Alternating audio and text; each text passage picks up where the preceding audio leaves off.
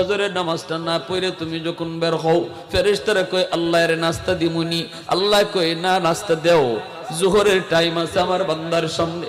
দেখো না জোহরের টাইমে আইসা হয়তো তওবা করে ফেলবে। জোহরের নামাজটাও যখন তুমি পড়লা না, ফেরেশতারা কয় আল্লাহ দুপুরের খানা ওর সামনে দিবনি। আল্লাহ কয় আমার বান্দার রিজিক বন্ধ করিস না, কারণ আমি মায়া কইরা বানাইছি। রিজিক বন্ধ করবে না, আসরের টাইম আছে, আল্লাহু আকবার, তার সামনে আসরের নামাজ। ওই আসরের নামাজে আইসা জানি আমার বান্দা চোখের পানি ফালায়া দে, আমি কিন্তু তার ফজর না পড়ার গুনাহ, জোহর না পড়ার গুনাহ মাফ করে দিব। আসরের নামাজটা যখন পড়ে না, তখন ফেরেশতারা কয় আল্লাহ পড়ছে না তো।